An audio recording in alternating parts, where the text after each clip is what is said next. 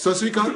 मैं हाँ सोनू सूद ਤੇ मैं अपने मोगे ਦੇ ਸਾਰੇ ਦੋਸਤਾਂ ਨੂੰ, ਪਰਿਵਾਰ ਵਾਲਿਆਂ ਨੂੰ, ਭੈਣਾਂ ਨੂੰ ਤੇ ਭਰਾਵਾਂ ਨੂੰ ਇਹ ਗੁਜ਼ਾਰਿਸ਼ ਕਰਦਾ ਕਿ ਆਉਣ ਵਾਲੇ ਸਮੇਂ ਦੇ ਵਿੱਚ ਇਲੈਕਸ਼ਨ ਹੋਣ ਵਾਲੇ ਨੇ ਤੇ ਤੁਸੀਂ ਸਾਰੇ ਮਿਲ ਜੁਲ ਕੇ ਵੱਧ ਤੋਂ ਵੱਧ ਗਿਣਤੀ ਦੇ ਵਿੱਚ ਆਓ ਤੇ ਆਪਣੀ ਵੋਟ ਦੀ ਅਹਿਮੀਅਤ ਸਮਝੋ ਤੇ ਵੋਟ ਜ਼ਰੂਰ ਕਰੋ।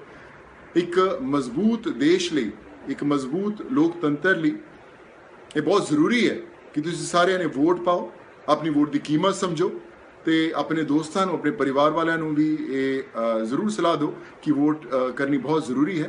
ਤੇ ਅਸੀਂ ਆਪਣੇ ਮੋਗੇ ਸ਼ਹਿਰ ਤੋਂ ਇੱਕ ਇਮਾਨਦਾਰ ਨਾਗਰਿਕ ਹੋਣ ਦੇ ਨਾਤੇ ਅਸੀਂ ਇਸ ਇਲੈਕਸ਼ਨ ਦੇ ਵਿੱਚ ਵੱਧ ਚੜ੍ਹ ਕੇ ਹਿੱਸਾ ਲਵਾਂਗੇ, ਆਪਣੀ ਵੋਟ ਦੀ ਕੀਮਤ ਖੁਦ ਵੀ ਸਮਝਾਂਗੇ ਤੇ ਆਪਣੇ ਦੋਸਤਾਂ ਨੂੰ ਵੀ ਸਮਝਾਵਾਂਗੇ।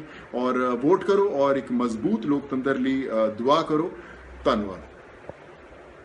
मोगा के धर्मकोट में आज अकाली दल के उम्मीदवार जत्थेदार तोता सिंह के हक में रैली में पहुंचे प्रकाश सिंह बादल ने जहां रैली में लोगों से तोता सिंह को वोट डालने की अपील की, वहीं सिद्धू और अमरिंदर सिंह पर निशाना साधते कहा कि आप लोग कुर्ता बदलने में देर लगाते हैं लेकिन ये लोग दल बदलने में कभी देर नहीं लगाते। वहीं उन्होंने कहा कि अकाली दल को कमजोर करने के लिए कह रहे हैं कि बादल और सुखबीर को कमजोर करो, जिसके चलते उनके खिलाफ भगोड़े आ रहे हैं। एक दिल्ली से आ गया और एक अमरिंदर आ गया, लेकिन उनको लोगों पर विश्वास है। वहीं उन्होंने विरोधी पार्टियों पर निशाना साधते कहा कि ये दुपोड़ शंख है जो कि लोगों को गुमराह कर बड़े बड़े वादे करते हैं।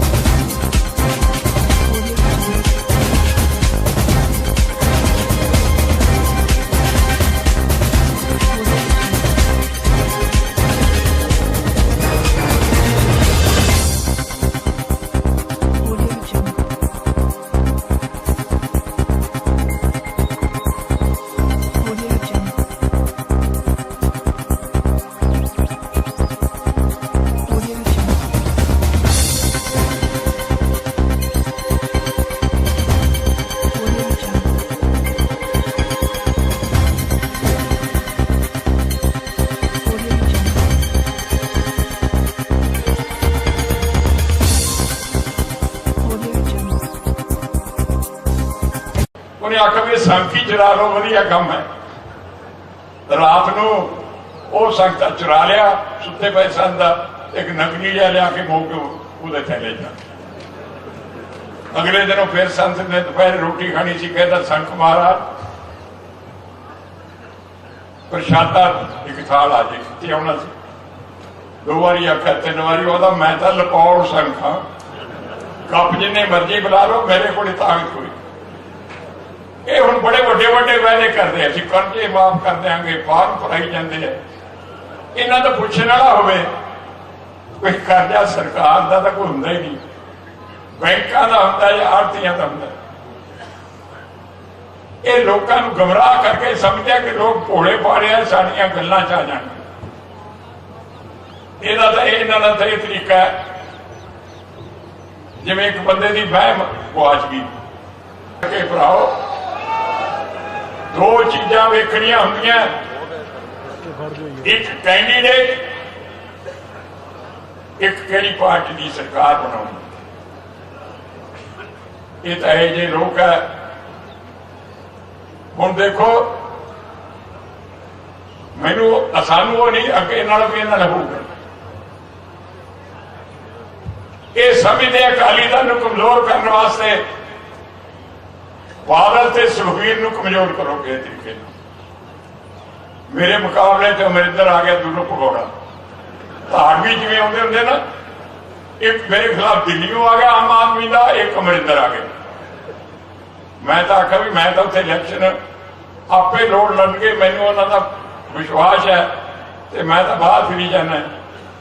ਸਿਰਫ ਇਹ ਕਿ ਸ਼੍ਰੋਮਣੀ ਅਕਾਲੀ ਦਲ ਸਾਡਾ ਫੌਜ ਨਹੀਂ ਪੈਣ ਦਿੰਦੇ, ਭਾਵੇਂ ਐਮਰਜੈਂਸੀ ਵਰਗੀਆਂ ਲੜਾਈਆਂ ਲੜੀਆਂ ਤਾਂ ਵੀ ਸ਼੍ਰੋਮਣੀ ਅਕਾਲੀ ਦਲ ਨੇ ਤੇ ਭਾਰਤੀ ਜਨਤਾ ਪਾਰਟੀ ਨੇ ਸਾਡੀ ਮੁਖਾਲਫਤ ਕੀਤੀ ਹੈ।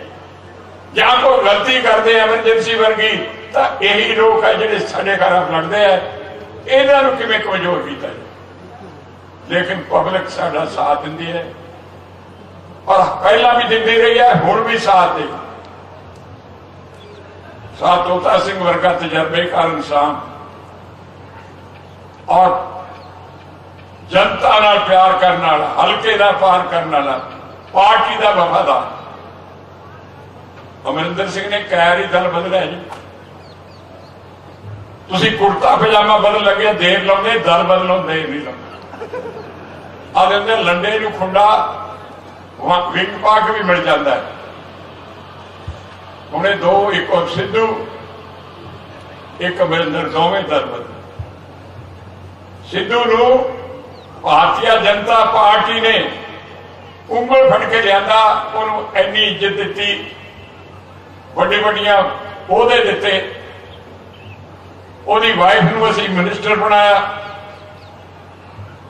हुण कहंदा वड्डी सौदे करे, कदे आम आदमी नाल, कदे कांग्रेस नाल, भी मेरे ही सौदेबाजी करता। जिहड़े सौदेबाजी आ थोड़ा कैंडीडेट भी अकाली दल सी, श्रोमणी कमेटी का मैंबर भी सी।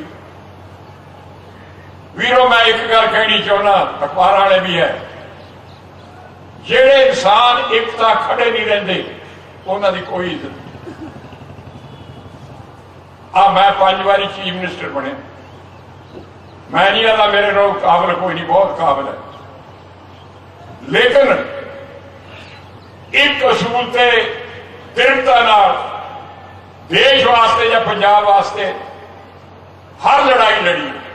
लोगों को विश्वास है, सियासत एक विश्वास है। जे लोगों को विश्वास बन जाए तो दुनिया की कोई ताकत उन्होंने हरा नहीं सकती, ना कर नहीं सकती। जेडे रोज ही बदलते हैं अपनिया सिर्फ ओहदे खातर, फिर वीरो उन्हों का तो रब ही रख है। अज जिवें गड्डियां होंदियां ना टुटियां जियां पिड़के जे, ओहदे मगर लिखा होंदा चल राणीए तेरा रब ही रख। पार्टी का तो यही है, चल राणीए तेरा रब ही रख।